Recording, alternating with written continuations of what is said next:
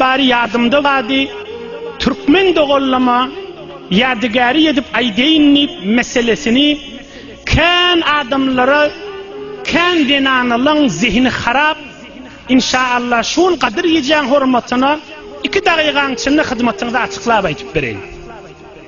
O da ne mesele? Meseleye taaddüdü zevcat.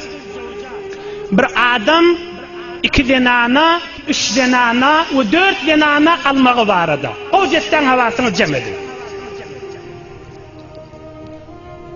Huday Teala Kur'an-ı Kerim'de Sure-i Nisa'da diyor فَاِنْ خِفْتُمْ أَلَّا تَعْدِلُوا فَوَاحِدَةً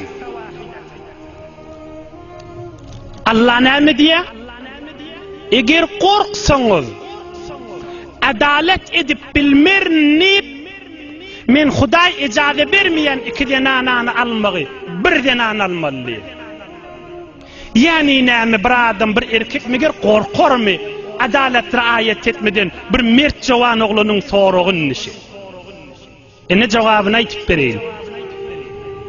Yani evvelki 2 denanı alacağı adamın evvelki şerti asabı salim, asabına musallat adam olmalı.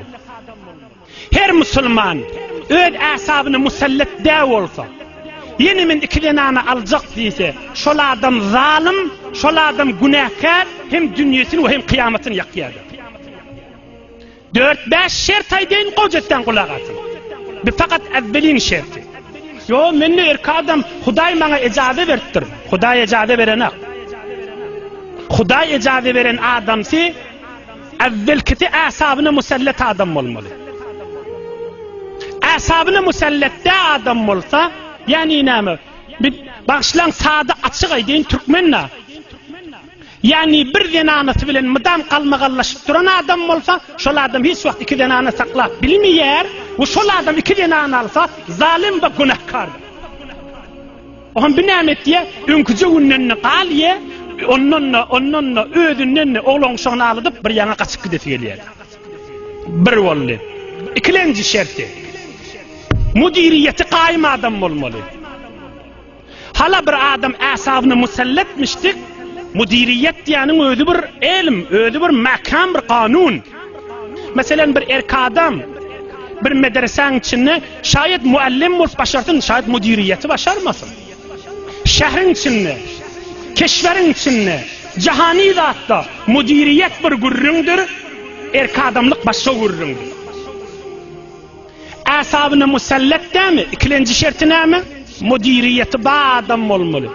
2 denana, 3 denana, 4 saklamana mudiriyeti bağ bulmasa men fakat doğunvan eyin ki men bir erkek adam Huday bana icazı verttir deyse şol adam zalim ve günahkardır.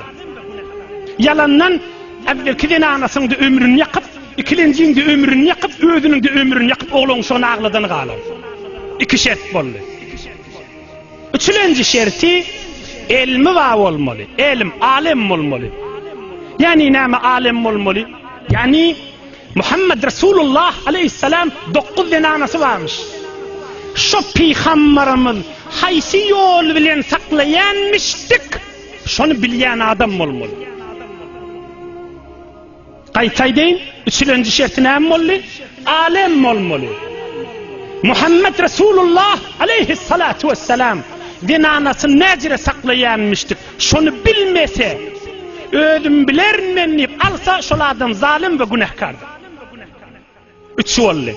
4. şerti belli. Gövdesi salim olmalı. Mali bağ olmalı. İcazı vermeli. 5. ve ahirki şerti. Asabına musallat.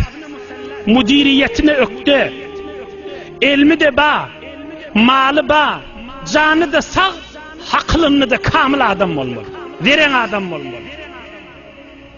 Şu şerait bulmanı Huday bana icazı verdi deyip aystala galat aytiya ve yalan aytiya da. Min din taraftan, İslam taraftan dinimizde zerbe vurmazlar yanık. Kur'an'ı dille girmezler yanık. Açık Türkmen de kollamıda yadigari edip aytıp veriyor. Ama bir adam mudiriyet kamil olsa, asabına musallak bolsa, ilmi bağ bolsa, malı bağ bolsa, canı sağ bolsa, haklı da kamil bolsa, Hudaý şoňa ejady berýär 4 tane. Ondan bäri ol adam hem zalim, öz ömrüni ýakýa, evvelki anasynyň ömrüni ýakýa, soňrasynda yalandan öýüne getirýär, oglany şoňa agladyp, dünýede de ahiretde de gat günahkar bolar.